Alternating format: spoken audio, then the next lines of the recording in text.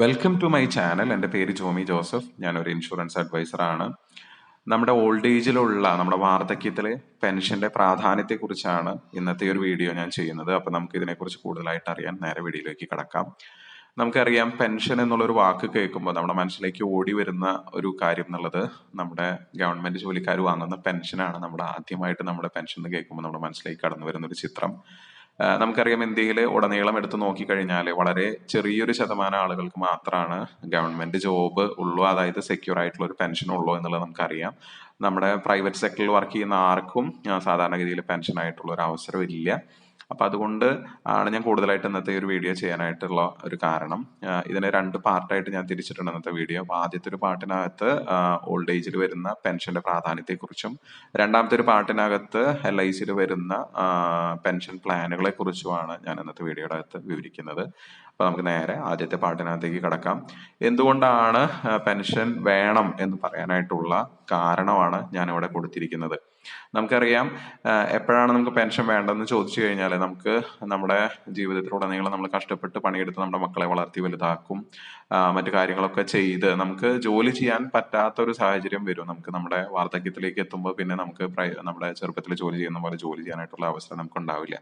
ആ സമയത്ത് നമുക്ക് സ്ഥിരമായിട്ടുള്ള ഒരു വരുമാനം ഉണ്ടെങ്കിൽ നമുക്ക് മറ്റാരെയും ആശ്രയിക്കാതെ നമ്മുടെ സ്വന്തം കാലിൽ നമ്മുടെ ബേസിക് ആയിട്ടുള്ള കാര്യങ്ങൾ മീറ്റ് ചെയ്യാനായിട്ടുള്ള ഒരു പെൻഷൻ നമുക്ക് നിർബന്ധമായിട്ടും ഉണ്ടാവേണ്ടത് അത്യാവശ്യമാണ്. പ്രത്യേകിച്ച് ഇന്നത്തെ ഒരു സാഹചര്യത്തിൽ നമുക്ക് നമ്മുടെ ദൈനംദിന ചെലവുകളും ആശുപത്രി ചെലവുകളൊക്കെ കൂടി കൂടി വരുന്ന ഒരു അവസ്ഥയിൽ നമുക്ക് സ്ഥിരമായിട്ടുള്ള ഒരു വരുമാനം നിർബന്ധമായിട്ടും ഉണ്ടായിരിക്കേണ്ടതാണ്.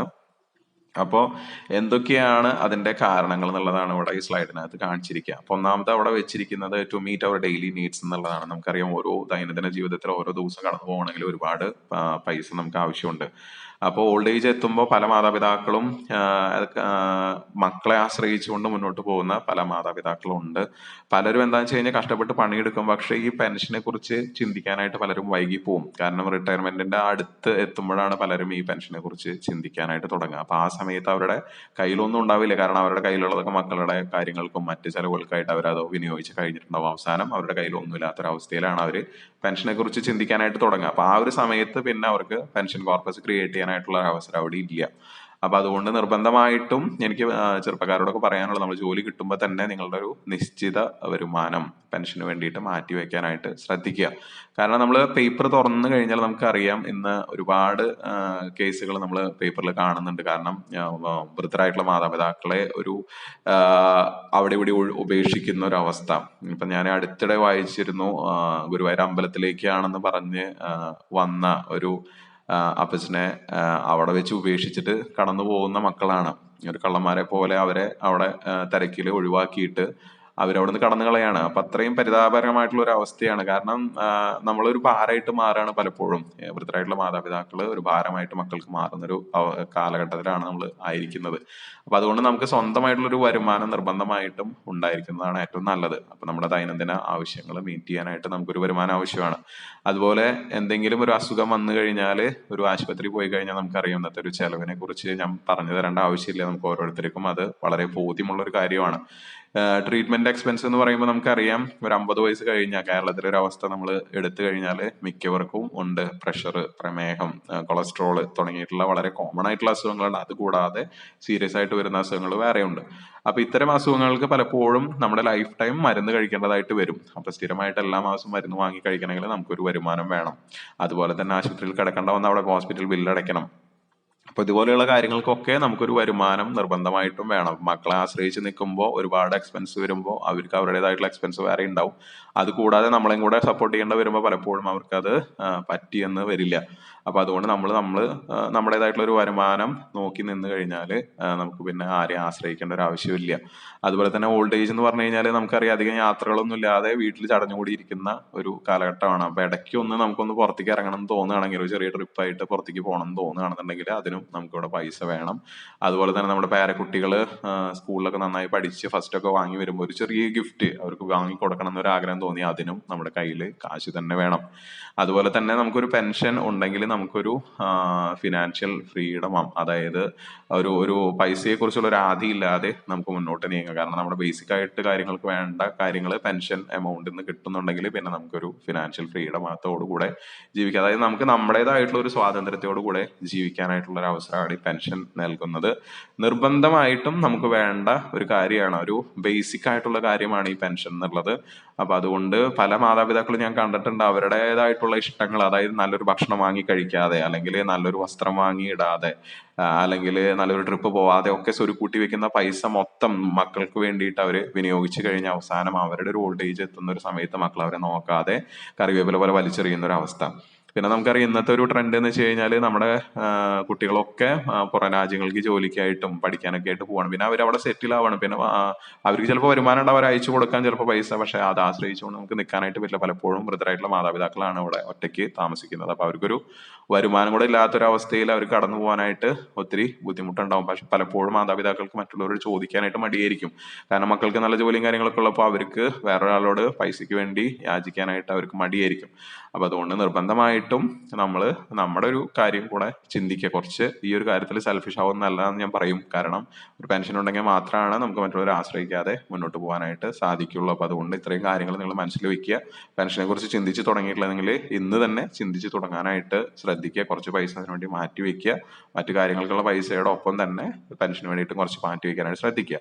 അടുത്തൊരു സ്ലൈഡിനകത്ത് ഞാൻ കാണിച്ചിരിക്കുന്നത് എവിടെ സേഫ് ആയിട്ട് നിങ്ങൾക്ക് നിങ്ങളുടെ മണി ഇൻവെസ്റ്റ് ചെയ്യണം എന്നുള്ളതാണ് ഞാൻ നിങ്ങളെ റെക്കമെൻഡ് ചെയ്യുന്നത്. ഞാൻ തീർച്ചയായിട്ടും LIC തന്നെയാണ് റെക്കമെൻഡ് ചെയ്യുന്നത്. കാരണം നമ്മൾ ഓരോ ദിവസം പേപ്പർ തുറന്നു നോക്കി കഴിഞ്ഞാൽ നമ്മൾ കാണുന്നുണ്ട് ആ ധനകാര്യ സ്ഥാപനം പൂട്ടിപ്പോയി, ഈ ധനകാര്യ സ്ഥാപനം പൂട്ടിപ്പോയി. ഞാൻ പേരൊന്നും എടുത്ത് പറയണില്ല. ഒരു കരിവന്നൂരത്തൊരു ചെറിയൊരു എക്സാമ്പിൾ മാത്രം പറഞ്ഞാൽ നിങ്ങൾക്ക് മനസ്സിലാവും എത്രത്തോളം അവിടെ ഇൻവെസ്റ്റ് ചെയ്ത ആളുകൾ നരകിച്ചു എന്നുള്ളത്. അപ്പൊ അതുകൊണ്ട് നമ്മൾ ഇൻവെസ്റ്റ് ചെയ്യുമ്പോൾ എപ്പോഴും സെക്യൂരിറ്റിയോട് കൂടി, ഗ്യാരണ്ടിയോട് കൂടി സെക്യൂരിറ്റി ഒക്കെ ഉള്ള സ്ഥലത്ത് മാത്രം ഇൻവെസ്റ്റ് ചെയ്യാനായിട്ട് ശ്രദ്ധിക്കുക. അപ്പൊ അതുകൊണ്ട് എനിക്ക് റെക്കമെൻഡ് ചെയ്യാനായിട്ടുള്ളത് LIC തന്നെയാണ്. LICയുടെ പെൻഷൻ പ്ലാനുകളെ കുറിച്ചാണ് ഞാൻ ഇവിടെ ഒന്ന് ബ്രീഫായിട്ട് കൊടുത്തിരിക്കുന്നത്. ഒന്ന് നമുക്ക് Jeevan Akshay, Jeevan Shanti, smart pension plans, new pension plus, ഇങ്ങനെയുള്ള 4 നല്ല പ്ലാനുകൾ പെൻഷന് വേണ്ടിയിട്ടുണ്ട്. LICയിലേക്ക് പറയുമ്പോൾ ഞാൻ കൂടുതലായിട്ട് പറയേണ്ട ആവശ്യമില്ല. ഇത് ലൈഫ് ടൈം ഗ്യാരണ്ടീഡ് ആണ്, അതുപോലെ 100% സേഫ് ആണ്. കാരണം നമുക്ക് ഇവിടെ നിക്ഷേപിക്കുന്ന ഫണ്ടിന് ഗവൺമെന്റ് ഓഫ് ഇന്ത്യയുടെ സോവറിൻ ഗ്യാരണ്ടി ഉണ്ട്. അത് ചെറിയൊരു കാര്യമല്ല. കാരണം നമ്മൾ ഇൻവെസ്റ്റ് ചെയ്യുന്ന ടോട്ടൽ നമ്മുടെ ഫണ്ട് കോർപ്പസ് എന്നുള്ളത് സെക്യൂർ ആണ്. അതുപോലെ തന്നെ നമുക്ക് കിട്ടുന്ന ഇൻട്രസ്റ്റ് റേറ്റ് എന്നുള്ളത് ഗ്യാരണ്ടീഡ് ആണ്. ഈ 2 കാര്യങ്ങൾ നിങ്ങൾ എപ്പോഴും പ്രത്യേകം ശ്രദ്ധിക്കണം. പലരും പറയും ബാങ്കിൽ ഇൻട്രസ്റ്റ് കൂടുതലുണ്ടല്ലോ എന്നുള്ളത് പറയാറുണ്ട്. പക്ഷെ ബാങ്കിൽ ഇപ്പോഴത്തെ ഒരു കറണ്ട് സിറ്റുവേഷൻ നോക്കുമ്പോൾ LICയിലാണ് ഇൻട്രസ്റ്റ് കൂടുതലുള്ളത്. ലോങ് ടൈം നമ്മൾ ഇൻവെസ്റ്റ് ചെയ്യുന്നതാകുമ്പോൾ ഏറ്റവും കൂടുതൽ ഇൻട്രസ്റ്റ് ഉള്ളത് LICയിലാണ്. അത് വളരെ ഷോർട്ട് പീരീഡിലേക്ക് ഉണ്ടാവുള്ളൂ. മിക്കവാറും മന്തിനോട് കൂടി തന്നെ നമ്മുടെ ഇൻട്രസ്റ്റ് റേറ്റ് കുറയും. അപ്പൊ അതുകൊണ്ട് ബാങ്കിൽ നിക്ഷേപിക്കുമ്പോൾ നിങ്ങൾ ശ്രദ്ധിക്കേണ്ട 2 കാര്യങ്ങൾ. ഒന്ന് എന്നുള്ളത്, നമ്മൾ ഇൻവെസ്റ്റ് ചെയ്യുന്ന ഫണ്ടിന് യാതൊരു സെക്യൂരിറ്റി ഇല്ല. 5 lakhനാണ് നമ്മൾ ഇൻവെസ്റ്റ് ചെയ്യുന്ന ഫണ്ടിന് സെക്യൂരിറ്റി ഉള്ളൂ. വലിയ എമൗണ്ട് നമ്മൾ ബാങ്കിലിട്ട് ഇൻട്രസ്റ്റ് വാങ്ങാനായിട്ട് തുടങ്ങുമ്പോൾ ആ ഫണ്ടിന് 5 ലക്ഷത്തിന് മാത്രമേ, ബാങ്ക് പൊളിഞ്ഞു കഴിഞ്ഞാൽ 5 ലക്ഷമാണ് അത് തിരിച്ചുള്ളൂ. ബാക്കി എമൗണ്ട് ഒക്കെ നമ്മൾ നഷ്ടപ്പെടും. അപ്പൊ അതുകൊണ്ട് അത് നിങ്ങൾ മനസ്സിൽ വെക്കുക. അതുപോലെ തന്നെ ബാങ്ക് ഓഫർ ചെയ്യുന്ന ഇൻട്രസ്റ്റ് റേറ്റ് ഒരിക്കലും ഗ്യാരണ്ടീഡ് ആണെന്ന് നമുക്ക് പറയാൻ പറ്റില്ല. ഷോർട്ട് പീരീഡിലാണെങ്കിൽ പോലും RBI പെട്ടെന്ന് ഇൻട്രസ്റ്റ് റേറ്റ് കുറച്ച് കഴിഞ്ഞാൽ ബാങ്കിനെ കസ്റ്റമേഴ്സിനെ ഇൻഫോം ചെയ്തുകൊണ്ട് അവർ ഓഫർ ചെയ്തിട്ടുള്ള ഇൻട്രസ്റ്റ് റേറ്റ് കുറയ്ക്കാനായിട്ടുള്ള ഒരു റൈറ്റ് അവർക്കുണ്ട്. അപ്പൊ അതുകൊണ്ട് ഒരിക്കലും അവർ ഓഫർ ചെയ്യുന്ന ഇൻട്രസ്റ്റ് റേറ്റ് നമുക്ക് ഗ്യാരണ്ടീഡ് ആണെന്ന് പറയാൻ പറ്റില്ല. അപ്പൊ അതുകൊണ്ട് നിങ്ങൾ അത് പ്രത്യേകം നിങ്ങളുടെ മൈൻഡിൽ വെക്കാനായിട്ട് ശ്രദ്ധിക്കുക. ഒരിക്കലും ഗ്യാരണ്ടീഡ് അല്ല എന്നുള്ളതും, അതുപോലെ തന്നെ നമ്മുടെ ഇൻവെസ്റ്റ് ചെയ്യുന്ന ഫണ്ടിനും യാതൊരു സെക്യൂരിറ്റി ഇല്ല എന്നുള്ളത് നിങ്ങൾ മനസ്സിലാക്കി വെക്കുക. അതുപോലെ തന്നെ പലരും ചെയ്യുന്നതെന്ന് വെച്ച് കഴിഞ്ഞാൽ 1-2% ഇൻട്രസ്റ്റ് കൂടുതൽ കാണുമ്പോഴാണ് പല പ്രൈവറ്റ് ആയിട്ടുള്ള ധനകാര്യ സ്ഥാപനങ്ങൾ നമ്മൾ ഫണ്ട് നിക്ഷേപിക്കുന്നത്. ആ ധനകാര്യ സ്ഥാപനം പൊളിഞ്ഞു പോകുമ്പോൾ ഇൻട്രസ്റ്റ് കിട്ടില്ല എന്നുള്ളതല്ല, നമ്മൾ ഇൻവെസ്റ്റ് ചെയ്ത നമ്മുടെ മെയിൻ കോർപ്പസ് ഫണ്ട് പോലും നമുക്ക് നഷ്ടപ്പെടുന്ന ഒരു അവസ്ഥയാണ് പലപ്പോഴും അവിടെ ഉണ്ടാവുന്നത്. അപ്പൊ അതുകൊണ്ട് നിങ്ങളത് പ്രത്യേകം ശ്രദ്ധിക്കാനായിട്ട് ഞാൻ ഓർമ്മപ്പെടുത്തുന്നു നിങ്ങളെ. നമുക്ക് ജീവൻ അക്ഷയ് എന്നുള്ളത് ഒരു ഇമ്മീഡിയറ്റ് ആനുറ്റി പ്ലാൻ ആണ്. നമ്മൾ ഇപ്പൊ ഇൻവെസ്റ്റ് ചെയ്ത് കഴിഞ്ഞാൽ അടുത്ത മാസം മുതൽ നമുക്ക് പെൻഷൻ എടുക്കാം. 6.43 മുതൽ 8.09 വരെ ഉള്ള ഇൻട്രസ്റ്റ് റേറ്റ് ആണ് നമുക്ക് അതിനകത്ത് കിട്ടുന്നത്. അത് ലൈഫ് ടൈം ഗ്യാരണ്ടീഡ് ആണ്. നമ്മൾ ഇൻവെസ്റ്റ് ചെയ്ത ഫണ്ടും സേഫ് ആണ്. ജീവൻ ശാന്തി എന്നുള്ളത് ഒരു ഡെഫേർഡ് പ്ലാൻ ആണ്. നമ്മൾ ഒരു വെയിറ്റിംഗ് പീരീഡ് കഴിഞ്ഞിട്ടാണ് നമുക്ക് ജീവൻ ശാന്തിയുടെ അകത്ത് ഇൻട്രസ്റ്റ് റേറ്റ് കിട്ടുന്നത്, അല്ലെങ്കിൽ പെൻഷൻ കിട്ടുന്നത്. അവിടെ കിട്ടുന്ന റേറ്റ് എന്നുള്ളത് 6.75 മുതൽ 10.64 വരെയാണ്. അതും ലൈഫ് ടൈം ഗ്യാരണ്ടീഡ് ആണ്. അതുപോലെ തന്നെ നമുക്ക് സ്മാർട്ട് പെൻഷൻ പ്ലാൻ എന്ന് പറഞ്ഞിട്ടുള്ളൊരു പ്ലാനും കൂടി നമുക്ക് അഡീഷണൽ ആയിട്ടുണ്ട്.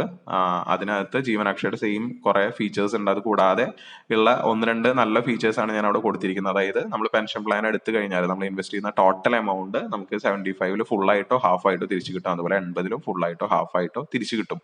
തുടർന്നും നമുക്ക് കിട്ടിക്കൊണ്ടിരിക്കുന്ന പെൻഷൻ കിട്ടും. അത് വളരെ നല്ലൊരു ഓപ്ഷനാണ്, നിങ്ങളുടെ മൈൻഡിൽ വെക്കുക. പലർക്കും അതിനെക്കുറിച്ച് അറിവുണ്ടോ എന്നുള്ളത് എനിക്കറിയില്ല, അതുകൊണ്ടാണ് ഞാനിത് ഇവിടെ ഇട്ടിരിക്കുന്നത്. അതായത് നമ്മളിപ്പോൾ ഒരു 50 10 ലാക്ക് ഇട്ടിട്ട് നമ്മൾ ഇൻവെസ്റ്റ് ചെയ്ത് കഴിഞ്ഞാൽ 75 ആ 10 ലാക്ക് നമുക്ക് തിരിച്ചു കിട്ടുന്നു. തുടർന്നും നമുക്ക് കിട്ടിക്കൊണ്ടിരിക്കുന്ന പെൻഷൻ കിട്ടും. അതുപോലെയുള്ള ഒരു ഓപ്ഷൻ നമുക്ക് വേറെ ഒരു സെക്ടറിലും ഇല്ല.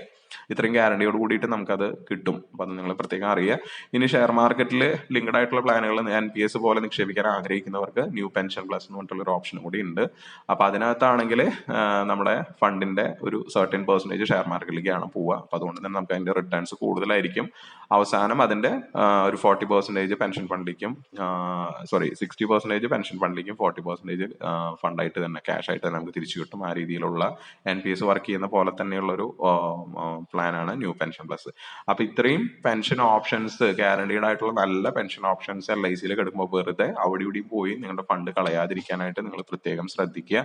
അപ്പൊ ഇത്രയാണ് എനിക്ക് ഇന്നത്തെ വീഡിയോയുടെ അകത്ത് പറയാനുള്ളത്. ഇനി ഈ വീഡിയോ കണ്ടതിന് ശേഷം നിങ്ങൾക്കൊരു പെൻഷൻ പ്ലാൻ തുടങ്ങണമെന്ന് ആഗ്രഹം ഉണ്ടെങ്കിൽ തീർച്ചയായിട്ടും എന്നെ കോൺടാക്ട് ചെയ്യാം. അതിന് വേണ്ട എല്ലാ സഹായ സഹകരണങ്ങളും ഞാൻ ചെയ്യുന്നതാണ്. അതുപോലെ ഇന്ന് ചെയ്ത പ്ലാനിനകത്ത് എന്തെങ്കിലും ഡൗട്ട് ഉണ്ടെങ്കിൽ താഴെ കമന്റ് ആയിട്ട് നിങ്ങൾക്ക് അത് രേഖപ്പെടുത്താവുന്നതാണ്. എനിക്കറിയാവുന്ന രീതിയിൽ അതിന്റെ റിപ്ലൈ ഞാൻ തരുന്നതാണ്. ഇനി എന്തെങ്കിലും പ്ലാൻ എടുക്കാനായിട്ട് നിങ്ങൾക്ക് എന്നെ കോൺടാക്ട് ചെയ്യണമെങ്കിൽ താഴെ കാണുന്ന വാട്സപ്പ് നമ്പർ നേരിട്ട് എന്നെ കോൺടാക്ട് ചെയ്യാം. അപ്പൊ അതിന് വേണ്ട സഹായങ്ങളും നിർദ്ദേശങ്ങളും ഞാൻ തരുന്നതാണ്. ഇതുപോലെയുള്ള നല്ല വീഡിയോസുമായി നമുക്ക് വീണ്ടും കണ്ടുമുട്ടാം. നന്ദി, നമസ്കാരം.